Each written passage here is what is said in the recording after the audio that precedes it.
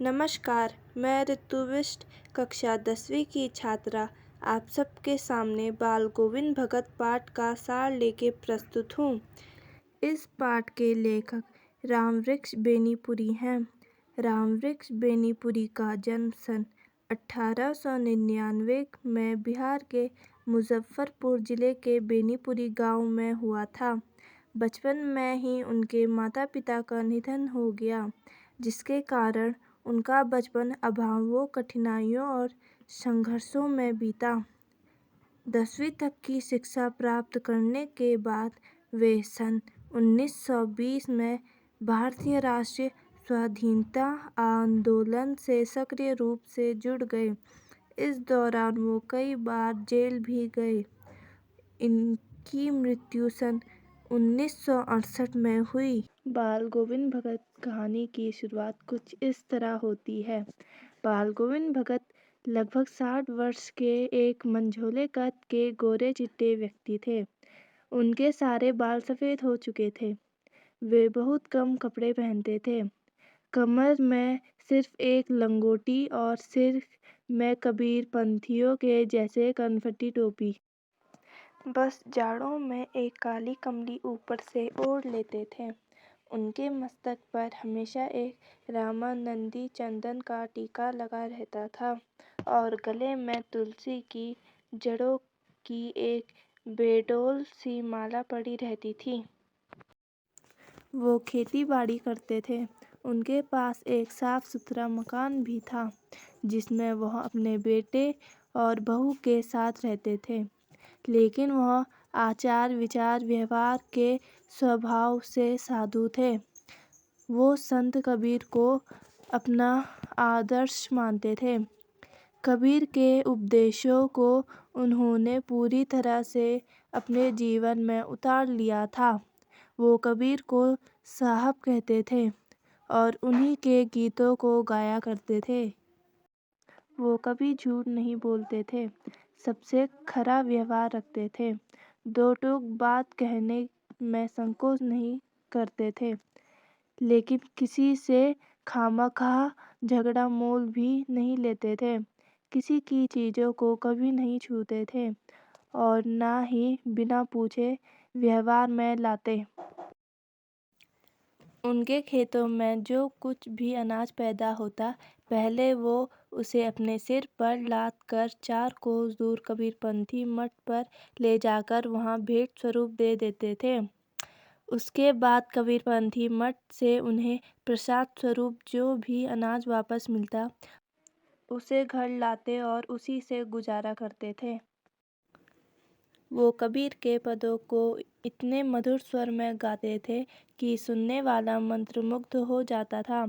कबीर के सीधे साधे पद भी उनके कंठ से निकलकर सजीव हो उठते थे। आषाढ़ के माह में जब रिमझिम बारिश होती थी, पूरा गांव धान की रोपाई के लिए खेतों पर रहता था। कोई हल चला रहा होता तो कहीं कोई धान के पौधों की रोपाई कर रहा होता था। बच्चे धान के पानी भरे खेतों में उछल कूद कर रहे होते थे और औरतें सुबह का नाश्ता लेकर मेड़ पर बैठी रहती थीं। जब आसमान बादलों से घिरा रहता था और ठंडी ठंडी हवाएं चल रही होती थी, ऐसे में भगत के गीतों के मधुर स्वर कान में पड़ते थे, जो कबीर के पदों को बड़े ही मनमोहक अंदाज में गाते हुए अपने खेतों में पूरी तरह से कीचड़ में सने हुए धान की रोपाई करते थे। उनका मधुर गाना सुनकर ऐसा लगता था मानो उनके गले से निकलकर संगीत के कुछ मधुर स्वर ऊपर स्वर्ग की तरफ जा रहे हैं, तो कुछ मधुर स्वर पृथ्वी में खड़े लोगों के कान की तरफ आ रहे हैं।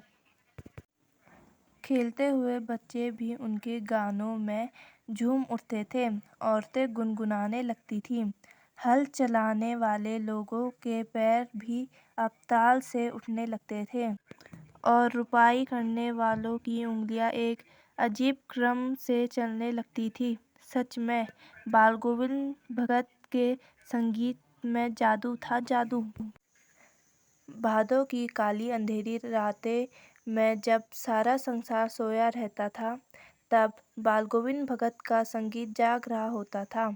कार्तिक माह के आते ही बाल गोविंद भगत की प्रभातियाँ शुरू हो जाती थी, जो फागुन तक चलती थी।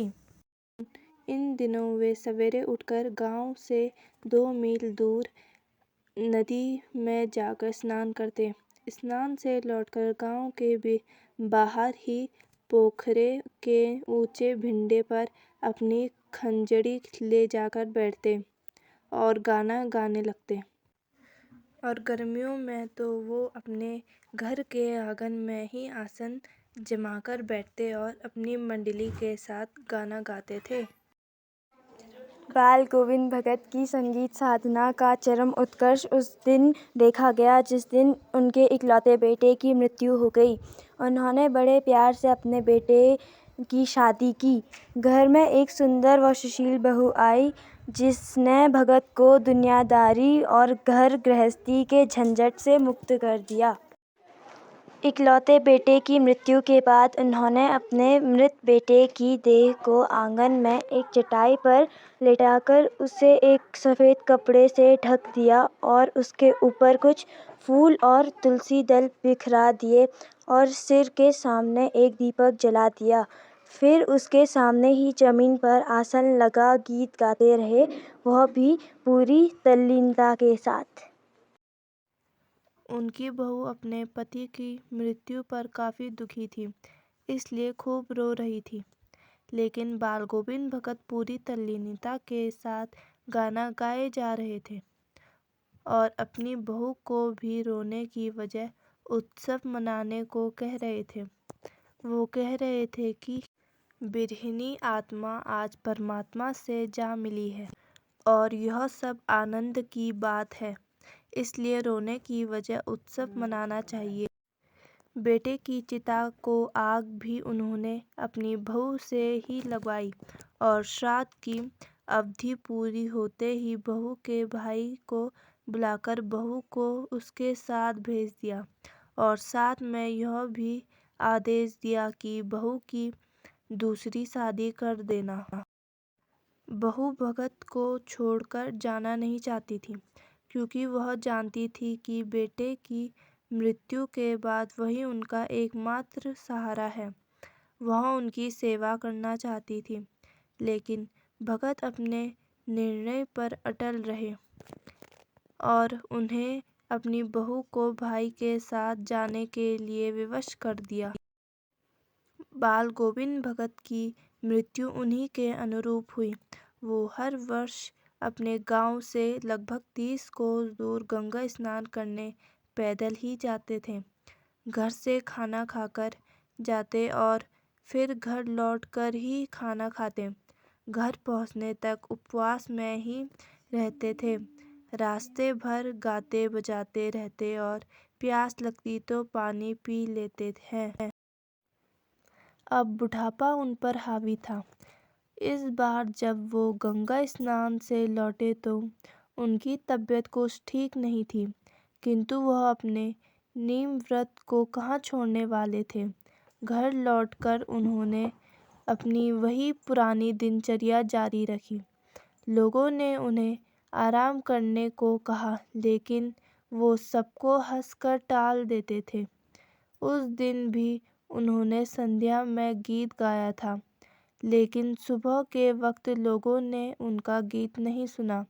जाकर देखा तो पता चला कि बाल गोविंद भगत नहीं रहे, सिर्फ उनका बेजान शरीर पड़ा है। धन्यवाद।